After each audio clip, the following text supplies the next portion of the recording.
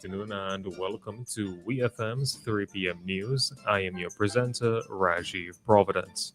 First, on the local scene, dancehall star Vibes Cartel has thrown his support behind Prime Minister Dr. Ralph Gonsalves before the November 27th general election. In a video now circulating widely across social media, Cartel greeted the people of St. Vincent and the Grenadines and said he has never forgotten the love and care shown to him during his visit to the country. He also praised Dr. Gonzalez and thanked him for that same support. Cartel went on to say he feels he owes a lot to the people of St. Vincent and the Grenadines and used the opportunity to urge voters to stay with greatness when they go to the polls on Thursday. He ended the message with the phrase, "It's World Boss for World Boss," signaling his endorsement of the current Prime Minister, Dr. Ralph Gonsalves. Police are sounding the alarm over a dangerous spike in reckless behavior on the nation's roads during the height of election season. Speaking on WeFM's Traffic Talk this morning, Police Constable 1044 Jackson highlighted a growing trend of conductors and other individuals riding on the outside of moving omnibuses. She stressed that this practice is strictly illegal under the Motor Vehicle and Road Traffic Regulations, which require all passengers and conductors to remain inside the vehicle while it is in motion.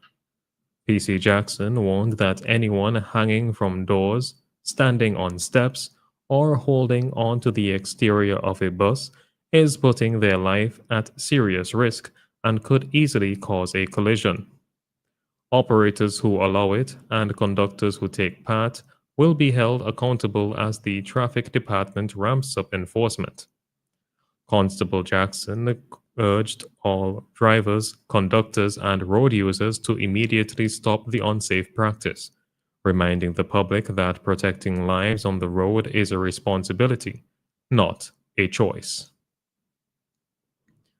Still on the local scene, the Royal St. Vincent and the Grenadines Police Force is assuring the public that every measure is in place to guarantee a safe, orderly, and respectful environment when Vincentians head to the polls tomorrow, November 27th. In a national message, PC 353 Raquel Combs said every officer will be deployed with one mission: to protect the public's right to vote in peace. Officers will manage traffic, keep pathways clear, respond to disturbances, and enforce the directions of presiding officers inside polling stations. Combs emphasized that all police assigned to polling stations take a legal declaration of secrecy, ensuring they protect the process, not influence it. The public is reminded that political activity is prohibited within 100 yards of polling stations, and offenses such as intimidation, bribery, treating, and personation carry serious penalties. Alcohol sales are also banned while polls are open, and employers must allow workers time to vote. Police say cooperation from the public is essential to maintaining calm, safety, and national pride on Election Day. On to news in the region. Jamaica's Fair Trading Commission is raising red flags over the proposed sale of Massey Distribution Jamaica to Caribbean Distribution Partners, a subsidiary of Trinidad and Tobago's Agostini Group. In a notice issued last week, the FTC said the deal could create a monopoly in the distribution of insulin products in Jamaica. Currently, all three insulin brands available on the island are supplied through Massey or Aventa, Agostini's pharmaceutical arm. If the sale proceeds as is, one distributor would control all brands. To grant approval, the FTC is requiring that an independent, unaffiliated distributor be appointed for at least one of the insulin brands. That new distributor must be vetted to ensure it maintains fair competition. The acquisition, first reported in February, is part of Agostini's wider regional expansion under its newly rebranded Acado division. The FTC says preserving competition in the insulin market is essential to protect Jamaican consumers. Trinidad and Tobago police are investigating a tragic murder-suicide that claimed the life of United National Congress councillor Ramona Victor and her common-law husband Rodney Ramsumer. The couple was found dead at their Sipario home on Sunday, and investigators say Ramsumer left a handwritten note apologizing and stating he could not live without Victor.